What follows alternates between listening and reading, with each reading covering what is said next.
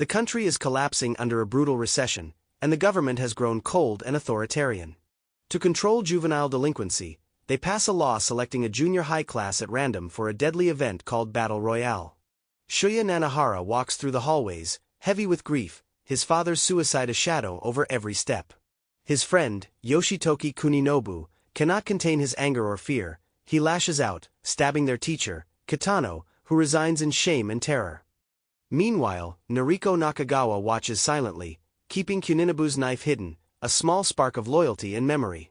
A year later, the students fall asleep on a school bus, gassed and unconscious, and awaken on a remote island, the sun glaring, the air thick with fear. Kitano stands before them, explaining they have 3 days to fight to the death. Explosive collars strapped to their necks will kill anyone who disobeys or enters forbidden zones. Each student is given rations, maps, and random weapons, and then Kitano kills 2 students in front of them, including Kuninobu. 12 die within the first hours, and 4 take their own lives, some screaming, some silently, some with eyes wide and empty. Among the survivors, Mitsuko Soma, a mysterious girl hardened by abuse, moves like a predator. Kazuo Kiriyama, a cold, unstoppable force, strikes without hesitation. Transfer student Shogo Kawada spares Shuya after killing one of the others, while Shuya accidentally kills a classmate in confusion and panic. Basketball player Shinji Mimura gathers allies, working furiously to hack the system and strike back, every step a gamble, every breath a risk. Shuya vows to protect Noriko, honoring Kuninobu's unspoken feelings. They hide, strike, and flee through forests and abandoned buildings. Loyalties shift, and the body count rises. Kawada tells Shuya of his past battle royale, how he lost his girlfriend in the final moments, and returned seeking vengeance. Kiriyama attacks Shuya, wounding him with an Uzi, but Sugimura arrives just in time, risking his life to save him. Shuya awakens in the lighthouse, bandaged, with Yuki Utsumi tending him.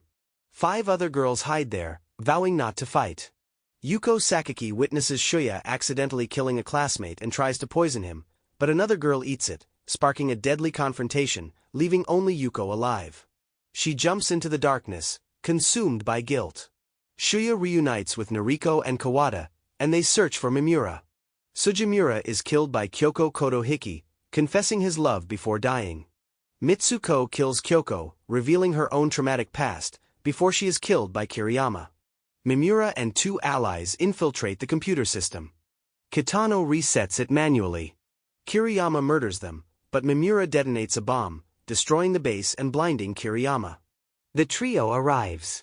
Kawada battles Kiriyama, is wounded, but detonates the collar, ending the threat, with fire and smoke filling the ruins. On the final day, the trio awakens on the shore, the sea stretching endlessly. Kawada pretends to kill Shuya and Noriko. Kitano believes Kawada has won and welcomes him into the base, but the truth is revealed: Kawada had hacked the system.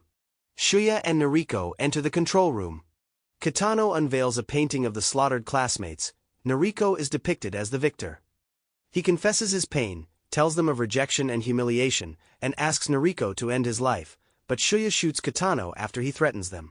The old man dies following a final phone call with his daughter. The trio leaves the island on a small boat. Kawada dies from his injuries, the waves rocking them gently. Later, Noriko gives Shuya Kuninobu's knife, a symbol of memory and pain. They are fugitives, fleeing toward Shibuya Station, running into a world that will never forgive and will always hunt them. Shuya dreams of Kuninobu, telling him to move on and that everything will be okay. Noriko recalls ice cream with Kitano after the knife attack,